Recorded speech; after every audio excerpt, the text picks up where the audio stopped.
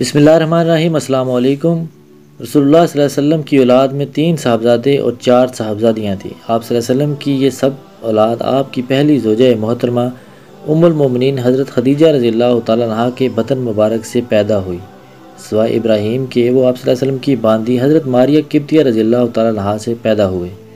حاضرین حضرات، آج اہل بیت سیریز کی قسط نمبر 12 ہے اور آج کا سیشن ہم اولاد رسول اللہ صلی اللہ علیہ وسلم کے بارے میں بات کریں گے، لیکن پیشتر اس کے ویڈیو کا باقاعدہ آغاز کیا جائے اپنے نئے دیکھنے اور سننے والوں سے گزارش کریں گے کہ ریڈ بٹن کو کلک کر کے اور بیل آئیکن کو پریس کر کے داستان گو کے سبسکرائبر بننا مت بھولیے تاکہ ایسی انفارمیٹی ویڈیوز آپ کو ہر وقت اور بر وقت ملتی رہیں۔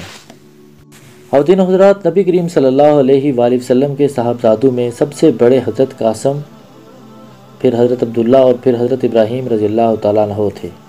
حضرت قاسم رضی اللہ تعالیٰ عنہ سب سے پہلے پیدا ہوئے اور انہی کے نام سے آپ صلی اللہ علیہ وسلم کی کنیت ابو القاسم مشہور ہوئی۔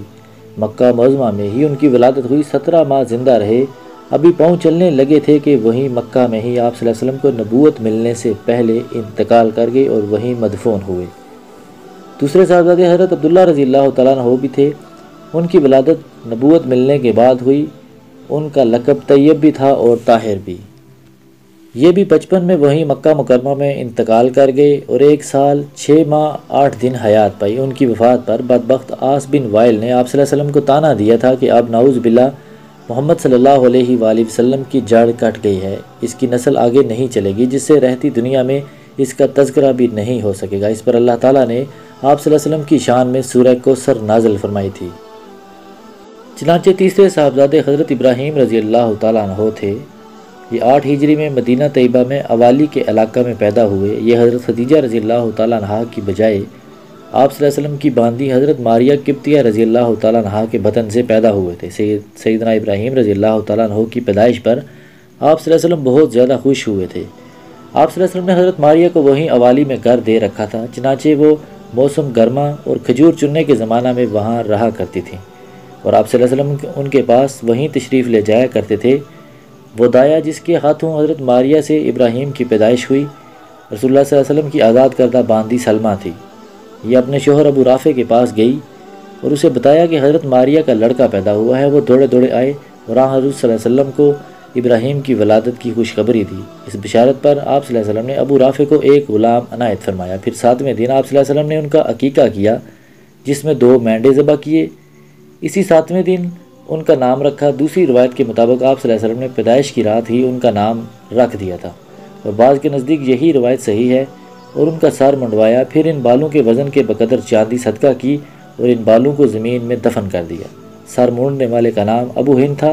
جب سیدنا ابراہیم رضی اللہ تعالیٰ عنہ کی پیدائش ہو گئی تو انصار کی متعدد عورتوں میں سے ہر عورت بڑھ چڑھ کر اس خواہش کا اظہار کرنے لگی کہ ابراہیم کو دودھ پلانے کی خدمت کا شرف اسے حاصل ہو، مگر یہ سعادت قبیلہ بنو نجار کی خوش قسمت خاتون ام بردہ بنت منذر رضی اللہ تعالیٰ عنہ کے حصہ میں آئی، جو برہ بن اوس انصاری رضی اللہ تعالیٰ عنہ کی زوجہ تھیں اور وہ بھی بنو نجار سے تعلق رکھتے تھے۔ چنانچہ آپ صلی اللہ علیہ وسلم نے سیدنا ابراہیم رضی اللہ تعالیٰ عنہ کو رضاعت کے لیے ام بردہ کے حوالے کر دیا اور ان کو دودھ پلاتی ہیں، اور سیدنا ابراہیم رضی اللہ تعالیٰ عنہ وہیں قبیلہ بنو نجار میں اپنی رضائی والدین برہ انصاری اور ام بردہ کے پاس رہتے۔ رسول صلی اللہ علیہ وسلم خود ام بردہ کے گھر تشریف لے جاتے، وہیں پر دوپہر کو آرام بھی فرما لیتے اور سیدنا ابراہیم کو بھی آپ صلی اللہ علیہ وسلم کے پاس لایا جاتا۔ آپ صلی اللہ علیہ وسلم ان سے ملتے اور پھر واپس آ جاتے۔ حضور صلی اللہ علیہ وسلم نے ام بردہ کو کھجور کے باغ کا ایک حصہ عطا فرمایا تھا۔ اس کے بعد آپ صلی اللہ علیہ وسلم نے رضاعت کے لیے سیدنا ابراہیم رضی اللہ تعالیٰ عنہ کو مدینہ طیبہ کی خوش نصیب خاتون ام سیف رضی اللہ تعالیٰ عنہ کے حوالے فرمایا۔ آپ صلی اللہ علیہ وسلم سیدنا ابراہیم کو ملنے کے لیے جب ان کے پاس جاتے تو عموماً حضرت انس رضی اللہ تعالیٰ عنہ بھی ساتھ جایا کرتے۔ حضرت انس رضی اللہ تعالیٰ عنہ کا بیان ہے کہ میں نے اپنی زندگی میں کوئی ایسا شخص نہیں دیکھا جو آپ صلی اللہ علیہ وسلم سے بڑھ کر اپنے عیال کے ساتھ محبت و شفقت سے پیش آتا ہو۔ سیدنا ابراہیم رضی اللہ تعالیٰ عنہ اوالی مدینہ میں رضاعت پر تھے۔ آپ صلی اللہ علیہ وسلم ان کے پاس تشریف لاتے اور ہم بھی آپ کے ساتھ ہوتے۔ آپ صلی اللہ علیہ وسلم گھر کے اندر داخل ہوتے، سیدنا ابراہیم کو اٹھاتے اور ان کو چومتے۔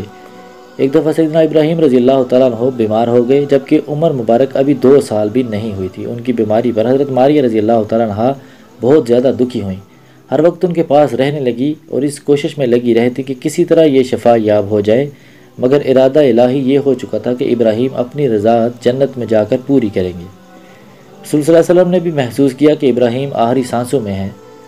آپ صلی اللہ علیہ وسلم نے دکھی دل کے ساتھ ان کو اپنی گود میں لیا، پھر رضا بر قضا کے تحت فرمایا، ابراہیم اللہ کے فیصلے کے سامنے ہم تیری کسی کام نہیں آ سکتے۔ اس کے بعد آپ صلی اللہ علیہ وسلم کی آنکھوں سے آنسو چھلک پڑے۔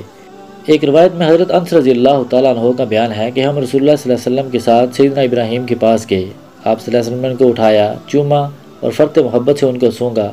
پھر ہم اس کے بعد دوبارہ آپ صلی اللہ علیہ وسلم کے پاس گئے تو دیکھا کہ سیدنا ابراہیم رضی اللہ تعالیٰ عنہ آخری سانسیں لے رہے ہیں اور نبی رحمت صلی اللہ علیہ وسلم کی آنکھوں سے آنسو رواں ہیں۔ آپ صلی اللہ علیہ وسلم آنسو بہاتے دیکھ کر حضرت عبد الرحمن بن عوف رضی اللہ تعالیٰ عنہ نے عرض کیا کہ آپ بھی یا رسول اللہ؟ آپ صلی اللہ علیہ وسلم نے فرمایا، ابن عوف یہ شفقت اور نرم دلی ہے۔ پھر اس کے بعد دوسرا جملہ یہ ارشاد فرمایا، آنکھ پر نم ہے، دل دکھی ہے، اور اس صدمہ میں بھی ہم صرف وہی بات زبان سے نکالیں گے جو ہمارے رب کو پسند ہو۔ ابراہیم، حقیقت یہ ہے کہ تمہاری جدائی پر ہم بہت غم زدہ ہیں۔ ایک روایت میں ہے کہ اس وقت جب آپ صلی اللہ علیہ وسلم کی آنکھوں سے آنسو جاری تھے، حضرت اسامہ بن زید رضی اللہ تعالیٰ عنہ بھی زور زور سے آواز کے ساتھ رو رہے تھے۔ آپ صلی اللہ علیہ وسلم نے روکا تو انہوں نے عرض کیا، یا رسول اللہ، میں آپ کو بھی تو روتا دیکھ رہا ہوں، اس لیے میں بھی رو رہا ہوں۔ آپ صلی اللہ علیہ وسلم نے فرمایا، آنسوؤں کے ساتھ بلا آواز رونا رحم دل ہونے کی علامت ہے، اور آواز کے ساتھ زور زور سے رونا شیطان کی طرف سے ہے۔ راج کول کے مطابق سیدنا ابراہیم رضی اللہ تعالیٰ عنہ کا انتقال بروز منگل 10 ربیع الاول 10 ہجری میں ہوا۔ وقت وفات آپ رضی اللہ تعالیٰ عنہ کی عمر عزیز 17 یا 18 ماہ تھی۔ ابھی آپ کا دودھ بھی نہیں چھڑایا گیا تھا کہ آپ انتقال فرما گئے۔ جب انتقال ہو گیا تو حضرت فضل بن عباس رضی اللہ تعالیٰ عنہ نے انہیں غسل دیا، اور حضور صلی اللہ علیہ وسلم اور حضرت عباس رضی اللہ تعالیٰ عنہ غسل کے دوران وہیں تشریف فرما تھے۔ غسل کے بعد انہیں کفن دیا گیا۔ رسول صلی اللہ علیہ وسلم نے 4 تکبیروں کے ساتھ خود نماز جنازہ پڑھائی، پھر انہیں چھوٹی چارپائی پر اٹھا کر جنت البقیع کی طرف لے جایا گیا، اور آپ صلی اللہ علیہ وسلم نے حضرت عثمان بن مظعون کے پہلو میں وہیں جنت البقیع میں ان کو دفن فرمایا۔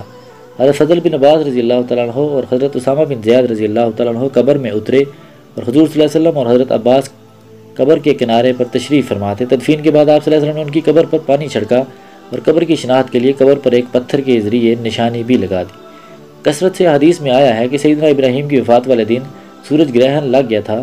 اس پر بعض مسلمانوں نے یہ سمجھا کہ صاحبزادہ رسول سیدنا ابراہیم رضی اللہ تعالیٰ عنہ کے انتقال کے غم میں سورج کو گرہن لگا ہے۔ چنانچہ رسول اللہ صلی اللہ علیہ وسلم نے ان کے اس غلط خیال کی درستگی کے لیے ارشاد فرمایا، سورج اور چاند اللہ کی نشانیوں میں سے 2 نشانیاں ہیں، انہیں کسی کی موت یا زندگی کی وجہ سے گرہن نہیں لگتا۔ جب تم انہیں گرہن زدہ دیکھو تو اللہ کو پکارو اور نماز میں مشغول ہو جاؤ یہاں تک کہ گرہن ختم ہو جائے۔ سیدنا ابراہیم رضی اللہ تعالیٰ عنہ کا انتقال چونکہ مدت رضاعت پوری ہونے سے پہلے ہی ہو گیا تھا، اس لیے آپ صلی اللہ علیہ وسلم نے ان کی فضیلت و شان بیان کرتے ہوئے فرمایا، ابراہیم کو دودھ پلانے والی جنت میں موجود ہے، اور ایک مرتبہ فرمایا، اس کے لیے جنت میں ایک دودھ پلانے والی ہے جو اس کے دودھ کی بقیہ مدت تک وہاں اسے دودھ پلائے گی۔ سیدنا ابراہیم رضی اللہ تعالیٰ عنہ اپنی والدہ ماجدہ کی طرف سے قبطی یعنی مصری تھی، چنانچہ آپ صلی اللہ علیہ وسلم نے اپنے صاحبزادے کو اس قدر عزت دی اور ان کے بیٹے ہونے کا اس قدر حق ادا کیا کہ ان کے اہل علاقہ یعنی قبطی لوگوں کے ساتھ نرمی اور حسن سلوک کا خاص طور پر حکم دیا۔ چنانچہ آپ صلی اللہ علیہ وسلم نے فرمایا، جب مصر میں فتح ہو تو تم قبطیوں یعنی اہل مصر کے ذریعے کے ساتھ حسن سلوک سے پیش آنا کہ وہ لوگ رعایت و نرمی کے مستحق ہیں، کیونکہ میرے بیٹے ابراہیم کی وجہ سے ان کے لیے امان ہے، اور میرے بیٹے ابراہیم کے ساتھ ساتھ میرے جد امجد حضرت اسماعیل علیہ السلام کی والدہ محترمہ حضرت ہاجرہ علیہ السلام کی وجہ سے بھی ان کی ہمارے ساتھ رشتہ داری ہے، کیونکہ سیدنا ابراہیم رضی اللہ تعالیٰ عنہ کی طرح حضرت ہاجرہ بھی مصر کی تھیں۔ وما علینا الا البلاغ المبین۔ امید کرتے ہیں داستان گو کا یہ سیشن آپ کو پسند آیا ہوگا۔ پسند آنے کی صورت میں اسے لائک کر کے فیس بک اور واٹس ایپ پر ضرور شیئر کر دیں، اور جاتے جاتے ریڈ بٹن کو کلک کر کے اور بیل آئیکن کو پریس کر کے داستان گو کے سبسکرائبر بننا مت بھولیے، تاکہ ایسی انفارمیٹیو ویڈیوز آپ کو روز بروز ملتی رہیں۔ اپنا اور اپنے ارد گرد کے لوگوں کا خیال رکھیے۔ آج کے لیے داستان گو کو اجازت دیجیے۔ اللہ نگہبان۔